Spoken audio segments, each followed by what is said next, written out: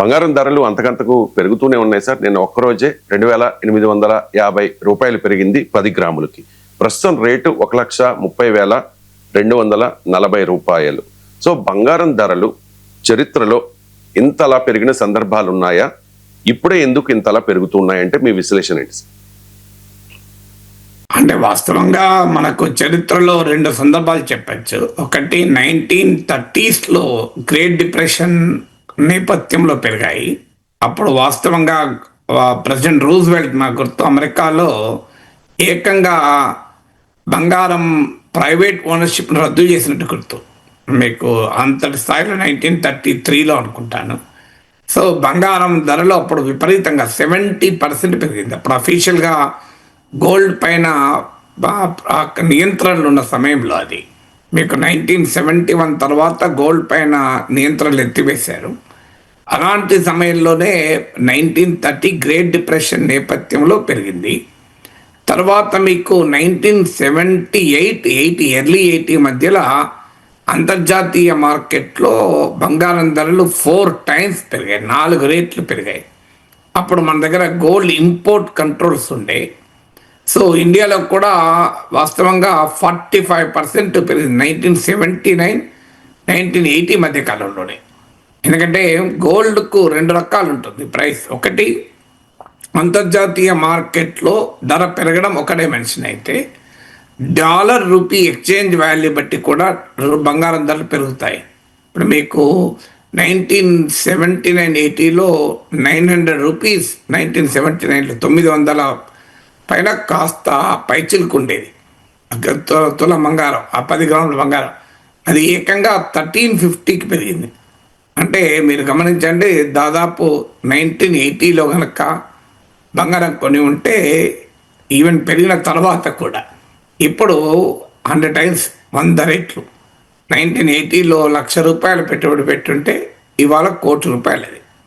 So 1980 అంటే 45 years క్రితం. 45 ఇయర్స్లో 100 టైమ్స్ పెరిగింది గోల్డ్ ప్రైస్. సో ఇప్పుడు మీకు 1930s పెరగటానికేమో గ్రేట్ డిప్రెషన్ కారణం, 1980s పెరగటానికేమో ఇన్ఫ్లేషన్, భారీగా ధరలు పెరిగాయి. అలాగే మీకు ఈ ఇన్ఫ్లేషన్తో పాటు ఆయిల్ షాక్, అంటే చమురు ధరలు 70s గణనీయంగా పెరిగాయి. చాలా థర్డ్ వరల్డ్ కంట్రీస్ ఆ టైంలోనే ఐఎంఎఫ్ దగ్గర అప్పులకు పరుగులు తీశారు, అప్పులు పెరిగాయి, ఫారిన్ ఎక్స్చేంజ్ క్రైసిస్ని ఎదుర్కొన్నవి. ఈవెన్ ఇండియా కూడా ఆ టైంలో ఐఎంఎఫ్ అప్పు తీసుకుంది ఇందిరాగాంధీ ప్రైమ్ మినిస్టర్గా ఉన్న రోజుల్లో. సో ఆయిల్ షాక్ అంటారు.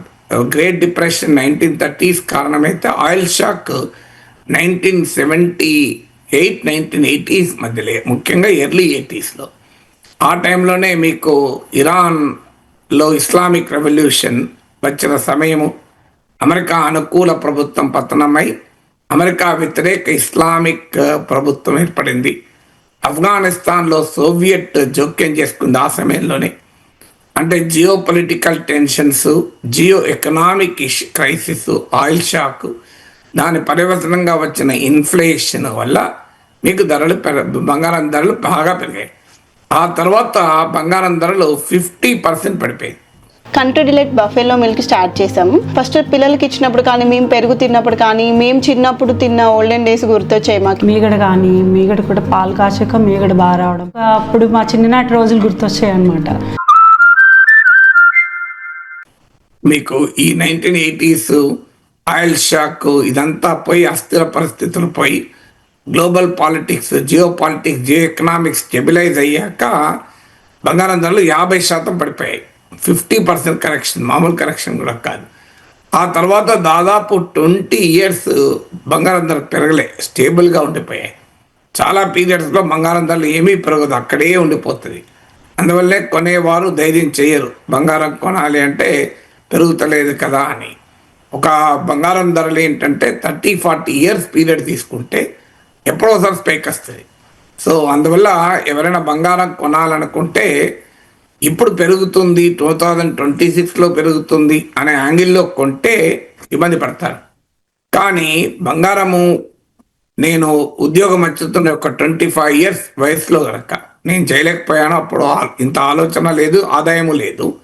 25 ఇయర్స్ సమయంలో గనక గోల్డ్ కొనడం మొదలు పెడితే ఎవ్రీ ఇయర్ కాస్ట్ అంత తమ సేవింగ్స్లో ఒక 10% 20% కొంటే వాళ్ళు 50 ఏళ్ళు 60 ఏళ్ళు వచ్చేంత సమయంలో ఎప్పుడో ఒకసారి ఇలాంటి భయంకరమైన హైకు అనివార్యంగా వస్తుంది, రాకుండా ఉండదు. ఇది 100 years of gold prices history చూస్తే అర్థమైంది. నెక్స్ట్ 100 ఇయర్స్ ఎలా ఉంటుంది ఎవరము స్పెక్యులేట్ చేయలేము. పాస్ట్ ఆధారంగా ఎనలైజ్ చేస్తే యంగ్ జాబ్లో ఎంటర్ అవుతాను కనుక గోల్డ్ కొంటే ఎవ్రీ ఇయర్ తన సేవింగ్స్లోకి వెళ్ళి ఎంతో కొంత గోల్డ్ కేటాయిస్తే ఖచ్చితంగా తాను రిటైర్ అయ్యే సమయానికి it will be very big return ఇస్తుంది. ఇప్పుడైతే గోల్డ్ నువ్వు ఫిజికల్గా కొనాల్సిన అవసరం లేదు. స్టాక్ మార్కెట్లో షేర్ల రూపంలో కొన్నట్టు గోల్డ్ కూడా కొనొచ్చు. నువ్వు గోల్డ్ కొంటే ఫిజికల్గా వాళ్ళు గోల్డ్ కొని పెట్టుకుంటారు, నీవు పెట్టాల్సిన అవసరం కూడా లేదు. అందుకే మన సంస్కృతిలో మీరు గమనించండి, బంగారం కొనడం అనేది ఒక రూల్గా పెడతారు. అక్షయ తృతీయ రోజు ప్రతి ఒక్కరూ బంగారం కొంటారు. అలాగే కూతురు పుట్టిందనుకోండి, కూతురు బర్త్డేకు బంగారం కొనడం, అకేషన్స్గా బంగారం కొనడం మొదలు పెడతారు. బిడ్డకు ఆడబిడ్డ ఉన్నది ఎప్పుడైనా ఉపయోగపడుతుంది అని కొంటూ ఉంటారు. అలాగే మ్యారేజ్ డేకు బర్త్డేస్కు గిఫ్ట్గా భార్యలకు గోల్డ్ కొంటూ ఉంటారు. ఎందుకు ఇవన్నీ వచ్చాయంటే people know the history of gold prices. అంటే బంగారం ధరల చరిత్ర చూస్తే మనకు అనిపించిన అనుభవం అనేది చెప్పింది ఇది. సో అందువల్ల ఇప్పుడు పెరుగుతుందా, రకరకాల స్పెక్యులేషన్లు వస్తున్నాయి. 2026లో ఇంకా 20% పెరుగుతుందని కూడా స్పెక్యులేట్ చేస్తున్నాను, కానీ ఎవరము చెప్పలేము. నేను ఇంతవరకు చెప్పాను మీకు 1980sలో భారీగా పెరిగిన తర్వాత ఇండియన్ మార్కెట్లో కూడా 45% పెరిగింది. పెరిగినాక కూడా 50% పడిపోయింది కూడా. మళ్ళీ పెరిగిన ధరలు అంతర్జాతీయ మార్కెట్లో పడిపోయినాయి, మన దగ్గర కూడా పడిపోయినాయి.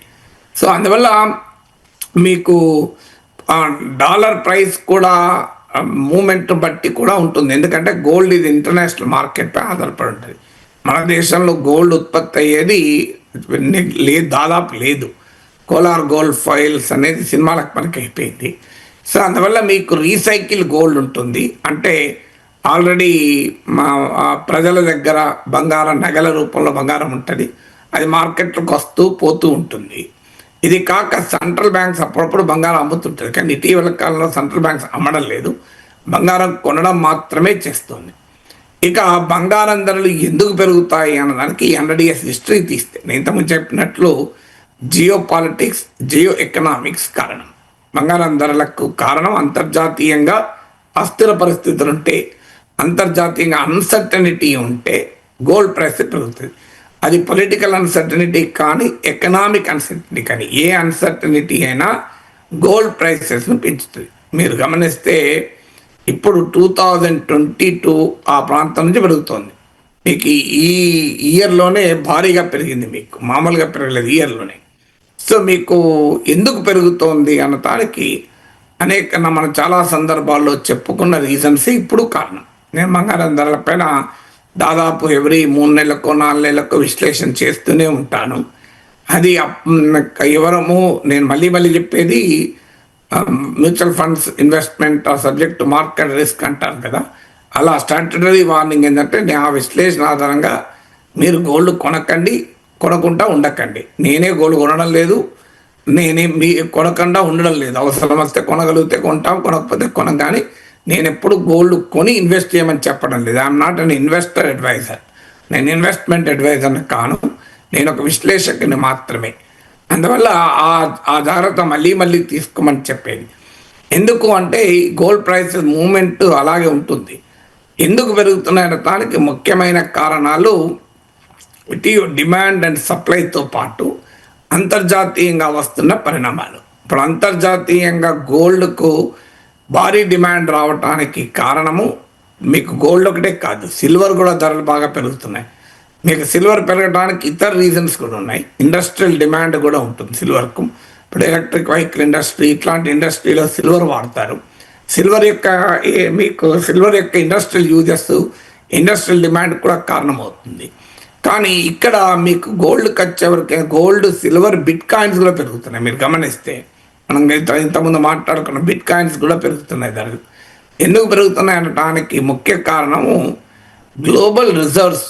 అంటే ప్రపంచంలో ప్రభుత్వాలు అలాగే డబ్బున్న బడా కార్పొరేట్లు ఏ రూపంలో దాచుకుంటారు.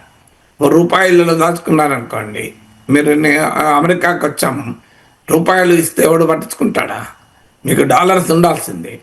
అందువల్ల డాలర్ అనే రూపంలోనే దాచుకుంటారు. డాలర్లో అంటే కరెన్సీ నోట్లు కాదు, డాలర్ డినామినేటెడ్ అసెట్స్ అంటారు. అంటే డాలర్ రూపంలో ఉన్న అమెరికా ప్రభుత్వ ట్రెజరీలోనో లేదా ఇతరత్రనో డాలర్ బాండ్స్ రూపంలోనో దాచుకుంటారు.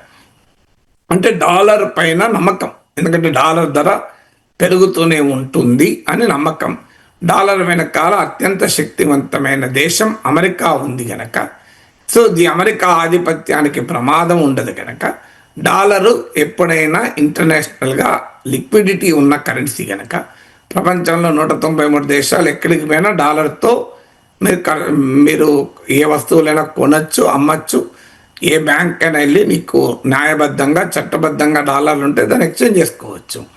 సో అందువల్ల డాలర్కు ఉండేటువంటి ఆ లిక్విడిటీ వల్ల డాలర్ రూపంలో దాచుకుంటారు. కానీ ఇటీవల కాలంలో డాలర్ ప్రైస్ భయంకరంగా పెరుగుతోంది, అంటే పడిపోతుంది. సారీ, ఇక ఈవెన్ 2025లోనే డాలర్ 10% పడిపోయింది. డాలర్ ఇండెక్స్ అంటారు. అంటే 6 ప్రపంచంలో ప్రముఖ కరెన్సీలతో యూరో, పౌండ్, యెన్, యువాన్ ఇట్లా 6 కరెన్సీలతో పోల్చినప్పుడు డాలర్ ప్రైస్ ఈ 2025లోనే ఇప్పటి వరకు 10% పడిపోయింది.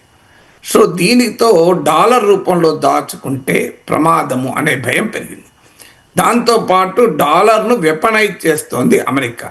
అంటే డాలర్ను ఆయుధంగా మార్చుకొని శత్రు దేశాలపైన దాడులు చేస్తుంది. అందుకు క్లాసిక్ ఎగ్జాంపుల్ రష్యా. మీకు రష్యా ఉక్రెయిన్పై దాడి చేయడంతోనే మీకు కంప్లీట్గా రష్యా దగ్గర ఉన్న డాలర్లు ఉపయోగపడకుండా చేసింది అమెరికా. అంటే డాలర్ల రూపంలో చెల్లింపులకు ప్రత్యేక వ్యవస్థ ఉంటుంది, society for world wide inter bank financial telecommunication Swift అని. సో ఆ స్విఫ్ట్ నుంచి రష్యాను సస్పెండ్ చేశారు. దాంతో రష్యా డాలర్లు తీసుకోవటానికి ఇబ్బంది, డాలర్లు పే చేయడానికి ఇబ్బంది, తన దగ్గర ఉన్న డాలర్లు ఖర్చు పెట్టడం కూడా ఇబ్బంది. అయితే ట్రంప్ పుటిన్ ఎలా తప్పించుకున్నాడంటే, పుటిన్కి ఇది తెలుసు కనుక 2014లో క్రిమియాపై దాడి చేశాడు, క్రిమియాను ఆక్రమించుకున్నాడు. 2022లో ఉక్రెయిన్పై వారు మధ్యలో 8 ఏళ్ల గ్యాప్ ఉంది. సో ఈ నోస్ వాట్ విల్ హ్యాపెన్ కనుక తన ఫారిన్ ఎక్స్చేంజ్ రిజర్వ్స్ను బాగా డైవర్సిఫై చేసి పెట్టుకున్నాడు. అంటే డాలర్ల రూపంలోనే కాకుండా యువాన్లు, యూరోలు ఇలా అనేక దేశాల కరెన్సీ రూపంలో గోల్డ్ రూపంలో పెట్టుకున్నాడు.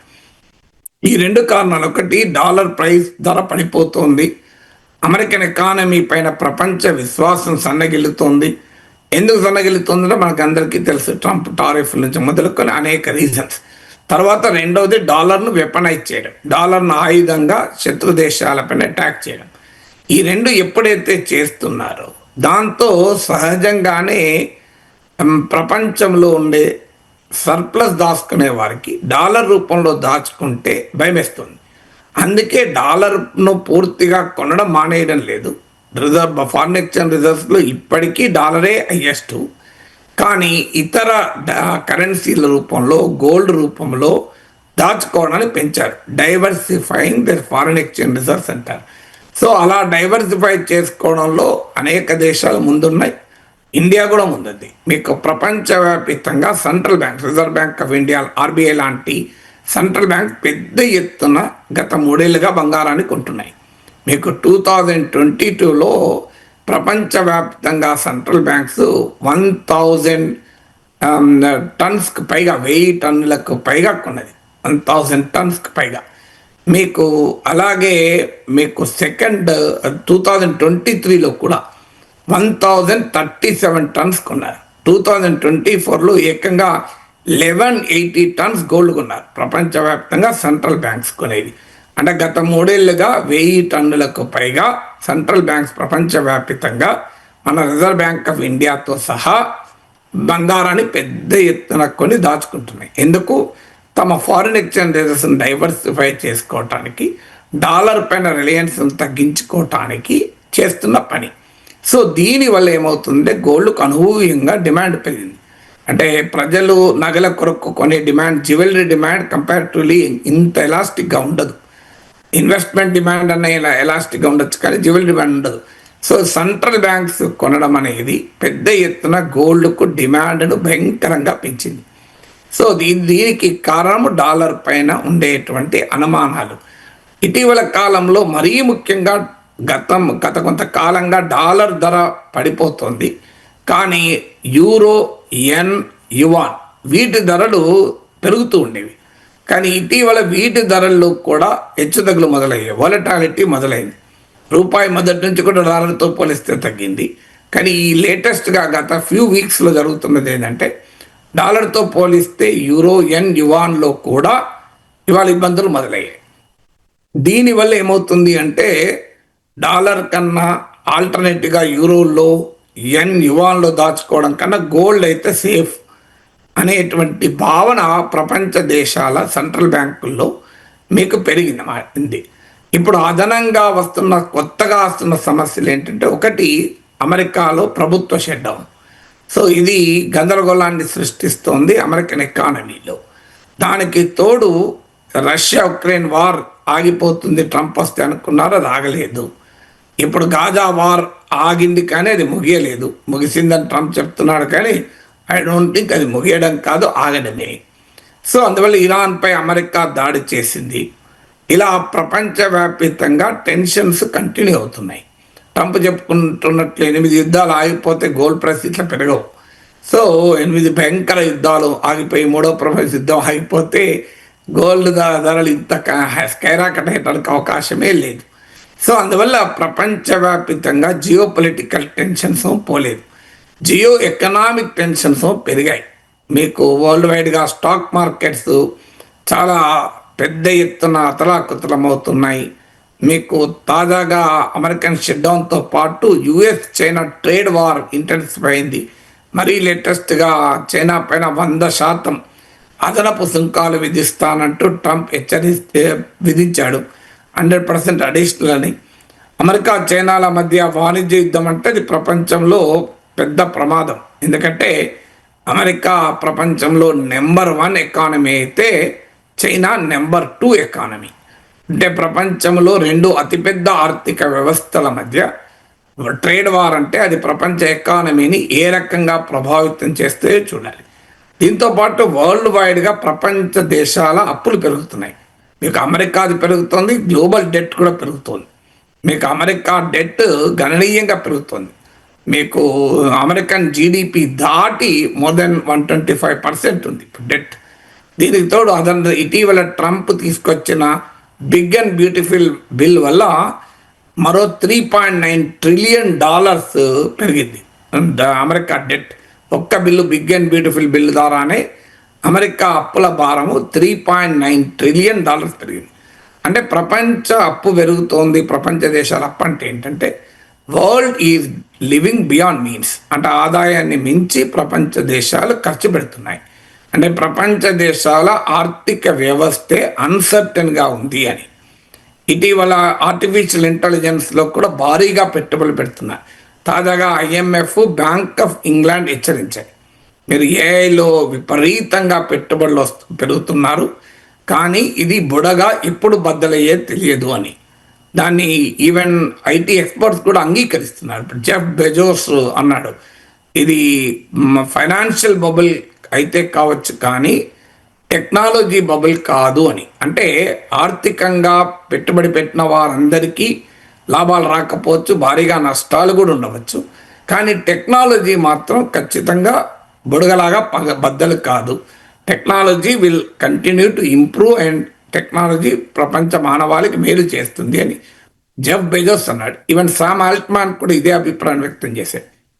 అంటే it can be an investment bubble. Investment bubble అంటే ఇప్పుడు భారీగా పెట్టుబడులు పెడుతున్నారు, లాభాలు వస్తాయని, కానీ లాభాలు గ్యారంటీ లేదు అని. గతంలో .com బబుల్ చూసాం, అంతకన్నా ఇది ప్రమాదకరమైన బబుల్గా పరిణమించవచ్చు అని. బ్యాంక్ ఆఫ్ ఇంగ్లాండ్ కూడా అదే హెచ్చరించింది. తాజాగా IMF హెచ్చరించిన దాంతోపాటు బ్యాంక్ ఆఫ్ ఇంగ్లాండ్ మీకు ఇటీవల జోహో మేల్ అరట్టాయిని ప్రారంభించినటువంటి శ్రీధర్ వెంబు అని ఇతను ఇటీవల నేను లేటెస్ట్గా NewsX ఛానల్, NDTV ఛానల్లో ఆయన ఇంటర్వ్యూ చేశాను. సో ఆయన కూడా అదే చెప్తున్నాడు, ఇన్వెస్ట్మెంట్ బబుల్ కావచ్చు, కానీ ఇండస్ట్రియల్ బబుల్ కాదు అని. ఇండస్ట్రియల్ బబుల్ అంటే మీకు పెట్టిన పెట్టుబడులు లాభాలు రాకపోవచ్చు కానీ బట్ ఇండస్ట్రియల్ బబుల్ కాదు అని. అంటే ఐటీ, ఆర్టిఫిషియల్ ఇంటెలిజెన్స్ పెరుగుతూ ఉంటుంది, అందరూ ఒప్పుకునేది, కానీ ఇంత లాభాలు వస్తాయనుకుంటే రావు. అందుకని ప్రపంచంలో మీరు గ్లోబల్ స్టాక్ మార్కెట్స్లో చూస్తే ఏఐ కంపెనీలు షేర్లు విపరీతంగా పెరుగుతున్నాయి. మీకు ఉదాహరణకు ఓపెన్ ఏఐ తీసుకుంటే $500 billion ఓపెన్ ఏఐ వాల్యుయేషన్. వాస్తవంగా ఓపెన్ ఏఐ లాభాల్లో లేదు, నష్టం. పెద్ద ఎత్తున పెట్టుబడులు పెట్టేవారు అందులో డబ్బు పోస్తూనే ఉన్నారు తప్ప ఇప్పటికీ మీనింగ్ఫుల్ రిటర్న్స్ ఏమి ఇవ్వడం లేదు ఓపెన్ ఏఐ. టెక్నాలజీ ప్రామిసింగ్గా ఉంది కనుక భవిష్యత్తులో లాభం వస్తున్న నమ్మకంతో పెడుతూ పోతున్నారు. మీకు ఎన్విడియా చిప్స్కి ఇంత డిమాండ్ రావడం వల్ల ఇవాళ ఎన్విడియా షేర్ మీకు ఇండియా జీడిపితో సమానం. Nvidia market capitalization, Nvidia stock market విలువ ఇవాళ భారత జీడిపితో సమానం. అంటే 4th లార్జెస్ట్ ఎకానమీతో సమానం. మీకు ఎన్విడియా మార్కెట్ క్యాపిటలైజేషన్ ప్రపంచంలో అనేక దేశాల జీడిపి కన్నా ఎక్కువ. సో అందువల్ల ఈ ఏఐ భూమి ఉంది, కానీ ఇది ఎప్పుడోసారి బబుల్ లాగా బర్స్ట్ అవుతుంది. ఇన్వెస్ట్మెంట్ బబుల్ అయితే గ్యారంటీ. ఇన్వెస్ట్మెంట్ బబుల్ అంటే భారీ ఎత్తున పెట్టుబడులు పెట్టిన వారందరికీ లాభాలు రావు అని, ఎందుకంటే నమ్మకంతో కాన్ఫిడెన్స్తో పెడుతున్నారు, కానీ ఇది ఎక్కడికి దారి తీస్తుందో తెలియదు అని. ఇప్పుడు తాజాగా MIT తాజాగా రీసెర్చ్ కూడా చెప్తుంది ఏంటంటే ఎంటర్ప్రైజ్ ఏఐ అంటే ఏఐ కంపెనీలో 95% లాభాలు లేవు. 95% of AI companies. So they are only developing technology. Very big ఎక్స్పెక్టేషన్స్తో టెక్నాలజీ డెవలప్ చేస్తున్నారు. ఈ ఎక్స్పెక్టేషన్స్ రిటర్న్స్, ఫైనాన్షియల్ రిటర్న్స్ అయితే ఇవ్వవని, ఆ స్థాయిలో ఎక్స్పెక్టేషన్ తగ్గట్టుగా టెక్నాలజీ ప్రామిసింగ్గా డెవలప్ అవుతుంది, అనుమానమే లేదు, కానీ ఫైనాన్షియల్ రిటర్న్స్ ఇవ్వకపోవచ్చు. ఇప్పుడు ఏఐ ఎంత ఇంపార్టెంట్ ఐటీ కంపెనీలు అంటే మీకు అమెరికా గ్లోబల్ స్టాక్ ఎక్స్చేంజ్లో కీలకమైన S&P 500 ఇండెక్స్, ఇప్పుడు మన దగ్గర సెన్సెక్స్, నిఫ్టీ లాగా S&P standard and Poor's S&P 500 ఇండెక్స్లో 40% ఐటీ కంపెనీలు, ముఖ్యంగా ఏఐ కంపెనీలే. మీకు అలాగే మీకు ఈవెన్ అమెరికా రేటింగ్, క్రెడిట్ రేటింగ్లో కూడా తగ్గించేస్తారు. మూడీస్ కూడా తాజాగా తగ్గించారు. చరిత్రలో ఏనాడు కూడా all prominent credit ratings, Moody's, Fitch, ఇవన్నీ కూడా అమెరికన్ క్రెడిట్ రేటింగ్ను అత్యున్నత స్థాయి నుంచి తగ్గించారు. అమెరికన్ క్రెడిట్ రేటింగ్ తగ్గడం అంటే మామూలు విషయం కాదు. సో అందువల్ల ఈ పరిణామాలన్నీ వల్ల మీకు గోల్డ్ అయితే సేఫ్. సో ఏ స్టాక్ మార్కెట్ బబుల్ బస్ట్ అయినా ఇవాళ క్రిప్టో కరెన్సీ మామూలుగా పెరగడం లేదు, బిట్ కాయిన్స్తో సహా అన్ని. ట్రంప్ లాంటి వాళ్ళు దానికి బ్రాండ్ అంబాసిడర్లు అయ్యారు. సో క్రిప్టో అయితే ఇంకా ప్రమాదకరమైన, ఎందుకంటే దాని వెనకాల ఏ దేశము లేదు. ఇప్పుడు డాలర్ వాల్యూనే 10% డాలర్ ఇండెక్సే పడిపోయింది అంటే క్రిప్టో సంగతి ఎవడు చెప్పగలుగుతాడు? Because there is no country that backs crypto. So crypto ఒక రకంగా గాల్లో కరెన్సీ అది, అయినా అది కూడా పెరుగుతుంది. అందువల్ల ఈ అన్సర్టనిటీ జియో పొలిటికల్గా, జియో ఎకనామిక్గా తీవ్రమైన అన్సర్టనిటీస్ ఉండడం వల్ల మీకు బంగారం ధరలు అనూహ్యంగా పెరుగుతున్నాయి. ఈ అన్సర్టనిటీ పోయి జియో పాలిటిక్స్లో స్టెబిలిటీ వచ్చి, జియో ఎకనామిక్స్లో స్టెబిలిటీ వచ్చి, మీకు కాస్త ఇంట్రెస్ట్ రేట్స్ తగ్గాయనుకోండి, మీ ఇంట్రెస్ట్ రేట్స్లో కూడా స్టెబిలిటీ వచ్చాయనుకోండి, మీకు ఆటోమేటిక్గా గోల్డ్ ప్రైసెస్ కూడా, ఇన్ఫ్లేషన్ తగ్గిందనుకోండి, మరీ ముఖ్యంగా మీకు ఇప్పుడు ఉదాహరణకి ఇంట్రెస్ట్ రేట్స్ పెరిగినప్పుడల్లా గోల్డ్ డిమాండ్ తగ్గుతుంది. సో అందువల్ల interest rates, monetary policy stabilise అయ్యి, geopolitics, Jio economics stabilise అయ్యి, ఇన్ఫ్లేషన్ కనుక స్టెబిలైజ్ అయిందనుకోండి, మళ్ళీ గోల్డ్ ప్రైసెస్ బర్స్ట్ అయ్యే అవకాశాన్ని రూల్ అవుట్ చేయలేం. ఎందుకంటే 1980sలో నేను ఎక్స్పీరియన్స్ చెప్పాను మీకు. 1980sలో భయంకరంగా బంగారం ధరలు పెరిగి తర్వాత 50% కరెక్షన్. అందువల్ల స్టాక్ మార్కెట్ లాగా గోల్డ్లో కూడా షార్ట్ టర్మ్ ట్రేడింగ్ చేస్తానంటే ప్రమాదం. ఇప్పుడు ఇలా ఆల్రెడీ 1,30,000 ఉంది, ఇది 1,50,000 పెరుగుతుంది అని అంచనా వేసి కొన్నారనుకోండి, ప్రమాదకరం. నేను ఉంచుకుంటాను 30 ఏళ్ళు 40 ఏళ్ళు అంటే 20 ఏళ్ళు ఉంచుకుంటానంటే మళ్ళీ ఎప్పుడో ఒకసారి అయితే పెరుగుతుంది. ఎప్పుడు పెరుగుతుంది, ఎక్కడ పెరుగుతుంది, ఎంతవరకు పెరుగుతుంది ఎవరో చెప్పలేము. సో నిజంగానే 900 రూపీస్ ఉండే 1979 1980లో. అరౌండ్ 1000 రూపీస్ అనుకోండి. ఎర్లీ 80కి వచ్చారు, 1350 అయింది. ఇవాళ 1,30,000 దాటిపోయింది. ఎవరు ఊహించారు 100 రేట్లు పెరుగుతుందని? సో 1980లో, సో నేను 88లో జాబ్లో చేరాను. బహుశా ఆ రోజు నాకు గుర్తులేదు, కానీ 1980లో 1350 ఉంది అంటే 1988లో 2000 3000 ఉండుంటుంది. సో అప్పుడు కనుక ఒక 1 గ్రామ్ పర్ ఇయర్ కొని ఉన్నా, ఇప్పటికి ఒక 40 ఏళ్ళలో 35 ఇయర్స్లో 1 గ్రామ్ పర్ మంత్ కొనున్నా. సో ఇప్పటికీ ఒక ఎన్ని తులాల బంగారం నా దగ్గర ఉండేదో చూడండి. సో ఎగ్జాంపుల్ చెప్తున్నాను. అందుకే ఎవరు అన్నారు 40 ఇయర్స్ క్రితం మారుతి 800 కొన్నవాడు ఇవాళ top most cruiser, land cruiser అలాంటివి కొన్నట్టు లెక్క అని. సో అందువల్ల గోల్డ్ ప్రైసెస్ హిస్టారికల్గా చూస్తే ఇలాంటి బబుల్స్ వచ్చిన సందర్భాలు ఉన్నాయి, మళ్ళీ దెబ్బతిన్న సందర్భాలు కూడా ఉన్నాయి. కానీ ఓవరాల్ లాంగ్ టర్మ్ హిస్టరీ తీస్తే గోల్డ్ ఎప్పుడైనా రీజనబుల్ రిటర్న్ ఇచ్చింది కనుకనే ఇంతగా గోల్డ్ పైన పెట్టుబడి పెడుతున్నారు.